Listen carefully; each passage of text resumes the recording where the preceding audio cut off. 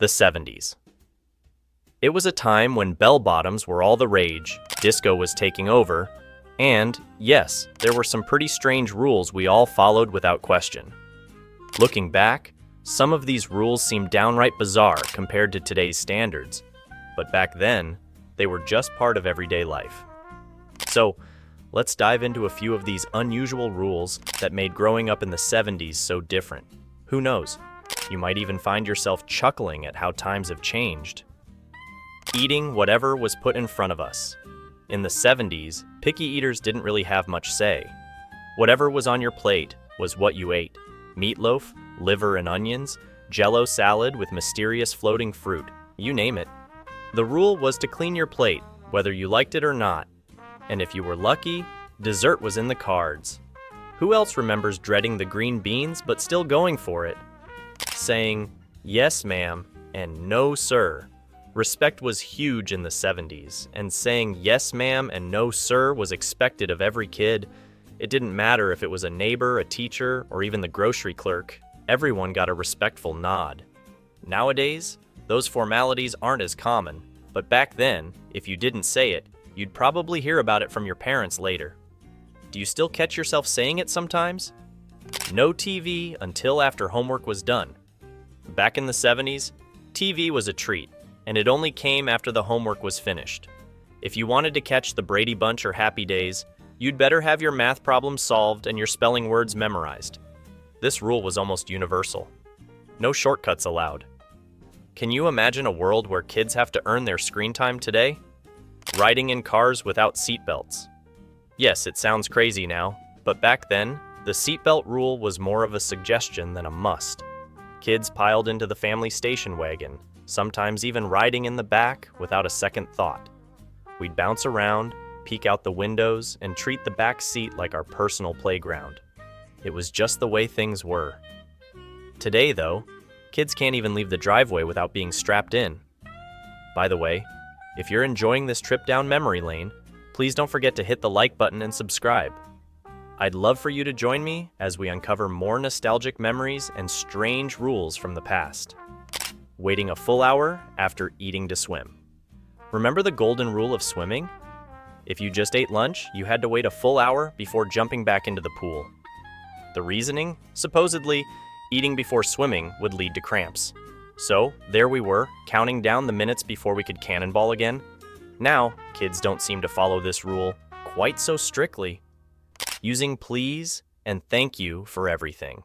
Manners were practically a language of their own in the 70s, and please and thank you were non-negotiable. It wasn't just a polite suggestion. It was a rule drilled into us from a young age. Asking for something without a please or taking without a thank you? Not a chance. Can you imagine what would have happened if we'd forgotten to say them?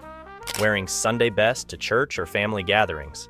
Sundays had a style all their own. We were expected to wear our Sunday best to church or big family gatherings. Boys would wear their button-downs and slacks, and girls had their dresses and shiny shoes, hair neatly combed. Dressing down wasn't an option, especially not when Grandma was around. Today, it's hard to imagine kids sitting through Sunday service in a full suit and tie. Staying out. Until the streetlights came on. Remember when the only real rule for coming home was to be back by the time the streetlights turned on?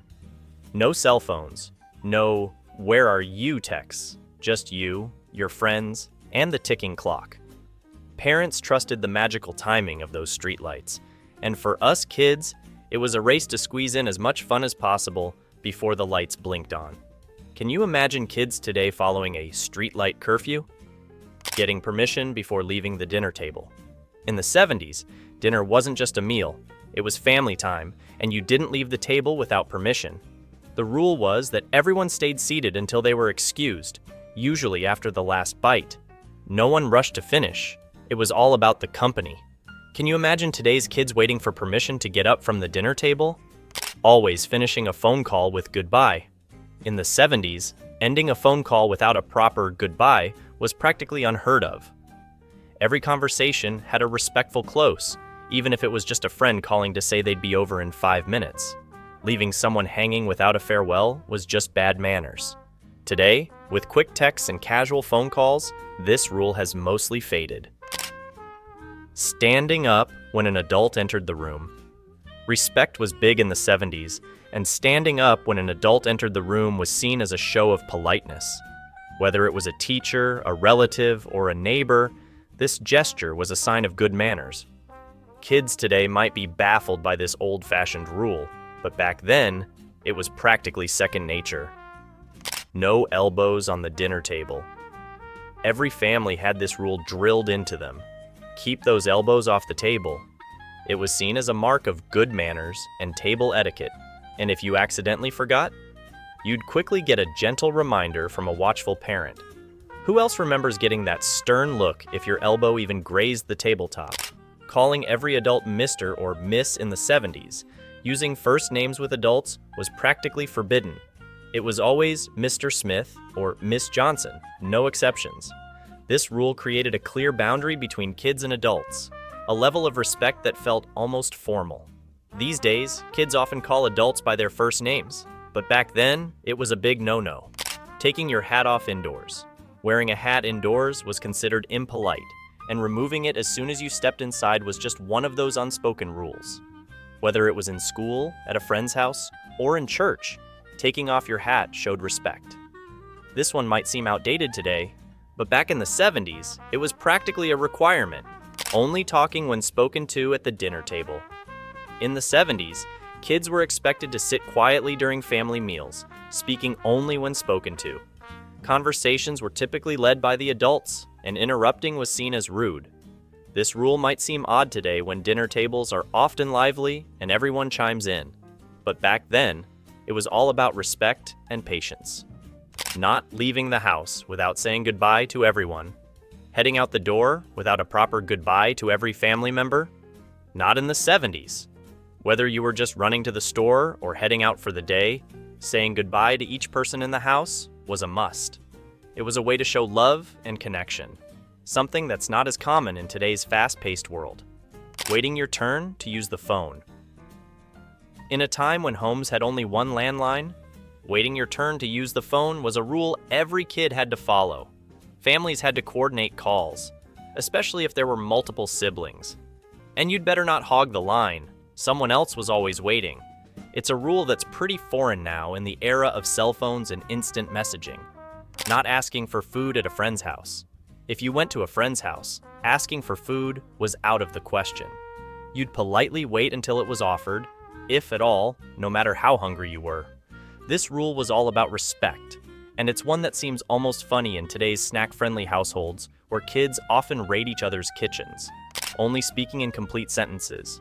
Using slang or incomplete sentences was discouraged at home and in school. Parents and teachers alike expected kids to speak clearly and properly.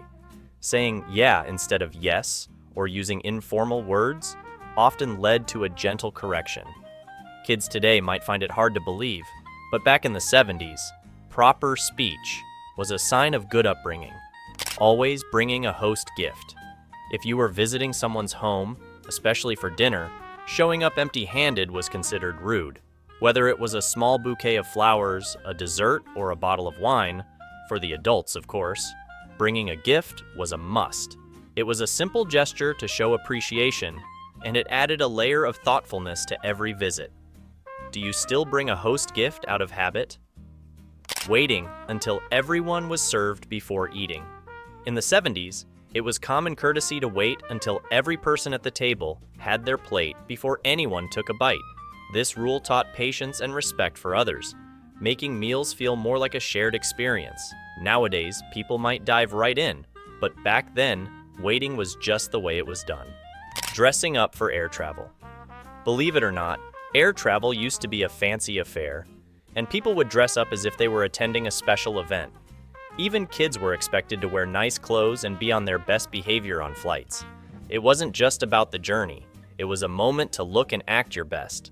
Imagine asking kids today to dress up for a plane ride. Knocking before entering any room. Privacy was highly respected, and knocking before entering any room, especially a bedroom or bathroom, was a strict rule. Even parents would knock on their kids' doors as a sign of respect. It's a simple gesture, but back in the 70s, It was practically a golden rule. Who else grew up knocking on every door? No talking back to adults. Talking back to adults was a serious offense. If an adult gave you a rule or correction, you accepted it without question. Arguing, even politely, was seen as disrespectful. This rule was meant to teach respect, and it was strictly enforced. Today, kids are encouraged to ask questions and express opinions. But back in the 70s, you simply listened and nodded. Oh, the rules we followed in the 70s might seem quirky or even strange today, but they were just part of growing up. They taught us respect, patience, and the value of family time. Even though some of these rules have faded away, they left us with memories that make us smile, and maybe even laugh a little. So, what about you? Do you remember following any of these rules? Or are there others you recall that we missed? Let us know in the comments, and let's keep the nostalgia going.